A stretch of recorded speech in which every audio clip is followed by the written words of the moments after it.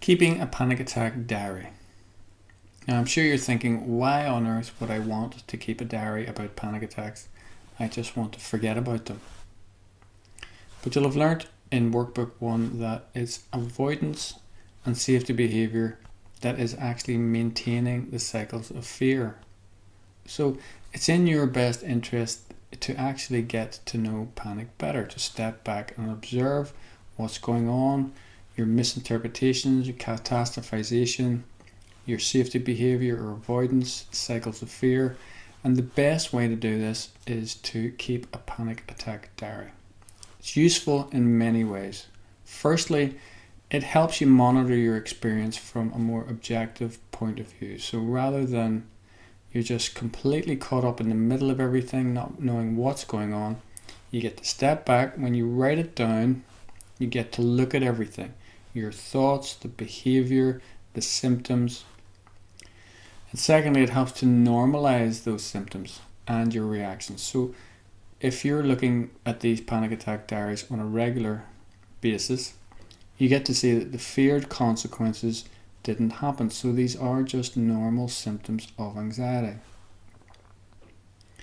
You also get to see more clearly the connection between symptoms and your catastrophic thinking and your behaviour. And this is very important.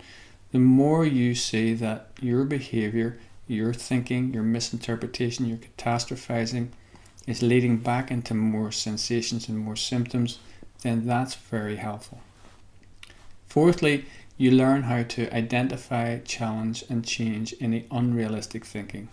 The diary will involve you writing down what was going through your mind and then questioning that and changing it. So that's very useful indeed. Now, it's most useful if you can fill in the diary during a panic attack. Don't wait till 2 hours later or the next day. By that time you'll have forgotten exactly what was going through your head, what your reactions were, what the symptoms were. It's best if you can do it during the attack. And I know that might sound very difficult, but actually you'll discover that filling in the diary actually helps reduce the fear, because you're reducing the amount of misinterpretation and catastrophization, because you're stepping back and looking at it objectively. So I urge you to do this right away. Print out the number of sheets that you need according to how many panic attacks you usually have, and start filling them in, and you'll see how helpful this can be. On page 36, there's an example of a panic attack diary. The top line there just allows you to keep a record of the date, the time, location, situation or activity, and how severe the panic attack was. And this is helpful when you look back at several sheets together. You can see any changes that occur, and it also helps you to again step back from the sensations. So when you're grading the severity, and you're thinking, how severe is this? You can see that you're not completely caught up and catastrophizing at that point, because you're stepping back saying, how does this feel? How severe is it from 0 to 10? So even that in itself is a very useful thing. So then there's a symptom checker underneath that. Again, this shows that this is these symptoms are very common. And the fact that you're even looking at them, saying that these are symptoms of anxiety, and there they are in black and white, and that's what you're feeling, it really helps to normalize it. And the more you do that, the more you see that you've had similar sensations every day. They're repeating themselves. They're not what you thought they were. Underneath that, what you're going to do is uncover the thoughts that were going through your mind. So your misinterpretations. So the example there is that somebody woke up and they felt numbness in their arm. And underneath that then, the symptoms that they had, palpitations, so their heart started beating fast. They started sweating, started to feel very hot, and then they started shaking and trembling, and then the numbness, obviously. So the thought that went through their mind, the misinterpretation was, I can't get any feeling in my arm. Okay? And from the downward arrow technique, so why are the above thoughts so catastrophic? What are you worried about because you can't get any feeling in your arm?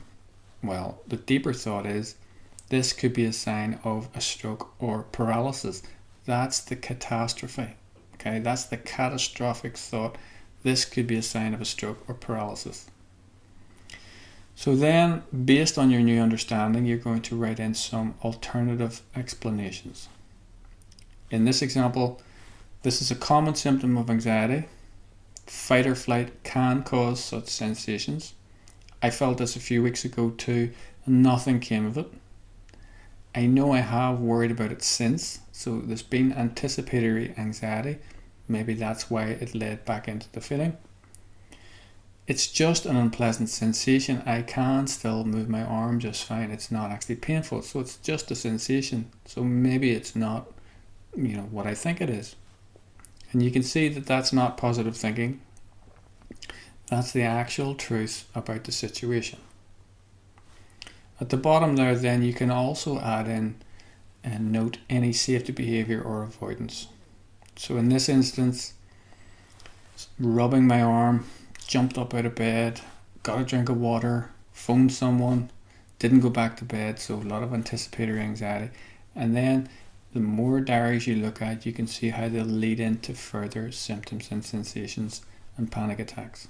Very useful indeed.